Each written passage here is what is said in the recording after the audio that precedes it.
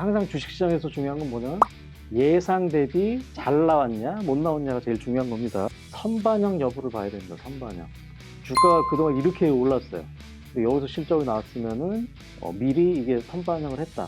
좀 그렇게 봐야 됩니다. 그래서 주가가 선반영돼서 많이 올라서 세론이 나오는 경우 이게 두 거고요. 두 번째로는 이익이 과대 포장이 좀 되는 경우가 있습니다. 보통 일회성 이익이 좀 많아요. 일회성. 그 다음에 어닝 쇼크면은 팔아야 되는데 또 사야 될 경우가 좀 있습니다. 자, 요거는 빅베스라 그래요. 이 베스가 목욕을 한다는 건데, 즉 이번에 발생 가능한 손실을 다 반영하는 겁니다.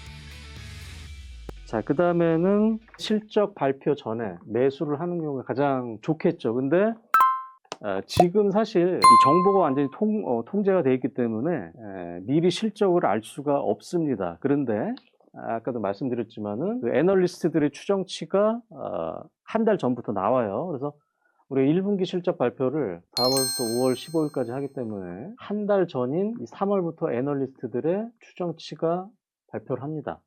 그러면은 우리가 어떤 식으로 매매를 해야 되냐면은 요 프리 어닝 시즌이라 그러죠. 실적 발표 전에 이 애널리스트가 실적이 좋을 것 같아요 라고 하면은 사람도 어떻게 파악을 한 거겠죠. 그냥 막연하게 좋다고 한 게 아니기 때문에 요런 리포트가 나온 날 바로 시초가 매수를 해보자는 겁니다. 물론 이때도 어떠냐면 주가가 올라 있으면 안 되고 이렇게 만약에 이렇게 옆으로 기고 있었으면 딱 좋겠죠. 그래서 제가 이제 방송에서는 이 토니모리를 예를 들었습니다. 그래서 그때 이제 리포트가 나오고 나서 계속적으로 장대 양봉이 좀 나왔어요. 그거는 이제 방송을 참조해서 보시면 될 것 같고요. 이제 가장 좋은 거는 뭐다? 실적 발표 전에 매수를 하는 거고, 실적 발표 후에 매수를 하는 건 어떨 때? 당연히 어닝 서프라이즈죠. 예상치 대비 20% 이상 또는 전년 동기 대비 20% 이상 영업이익이 늘어날 때 살면은 좋을 거고요.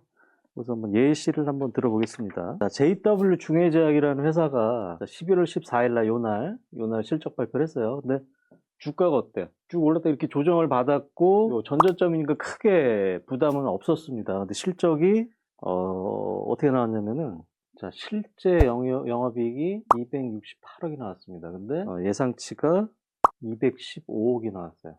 그러면은 상당히 뭐 20% 이상, 25% 이상 상회를 한 거고, 그 다음에 전년 동기가 127억이 나왔습니다. 그러면은 전년 동기도 한 2배 이상 상회를 했었고요. 그 다음에 이 밸류에이션, PR도 요걸 역산해 보면은 거의 1000억인데 PR이 10배가 안 됐습니다. 그래서 자, 요즘에 실적 발표를 했으면 이건 당연히 차트도 부담이 없고 컨센서스 대비, 전년 동기 대비 좋았기 때문에 여기서 사가지고 쭉 끌고 갔으면은 큰 수익을 얻을 수 있었다.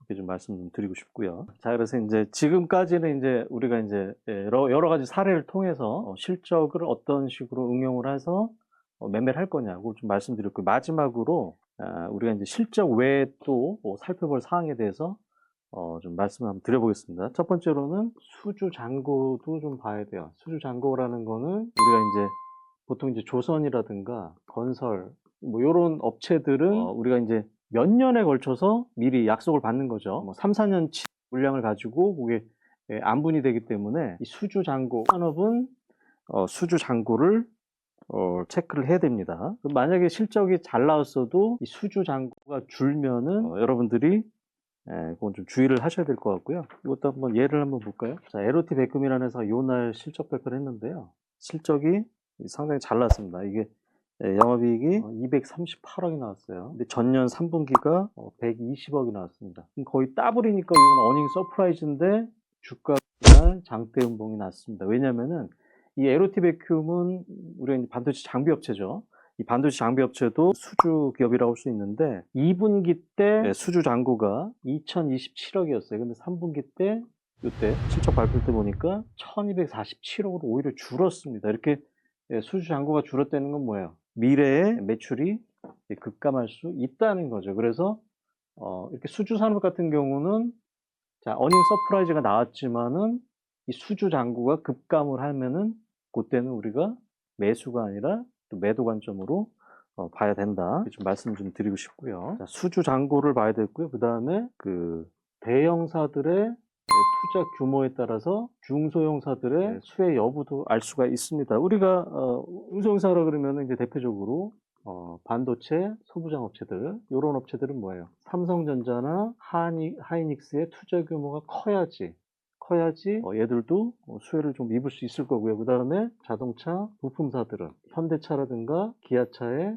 투자 규모가 늘어야지 얘들이 수혜를 수 있을 거고요. 그 다음에 2차 전지 소부장 업체들도 있을 겁니다. 얘들은 당연히 이제 셀 업체들, LG 에너지 솔루션이라든가 SDI라든가 SK 이노베이션 이런 업체들의 투자 규모도 늘어야지 수혜를 얻을다. 즉 이런 식의 대형 업체들의 투자 규모 발표도 우리가 살펴보면은 이런 이 밸류 체인에 있는 업체들의 수혜 여부까지 우리가 판단할 수 있는 겁니다. 자, 여기까지 제가 이제 그 실적을 통해서 우리가 다양한 투자 방법에 대해서 설명을 좀 드렸고요. 자, 다음 시간에는 1분기 실적이 이제 다가오니까는 1분기 실적에 좋은 업체 위주로 선별을 해서 설명을 좀 드려보도록 하겠습니다.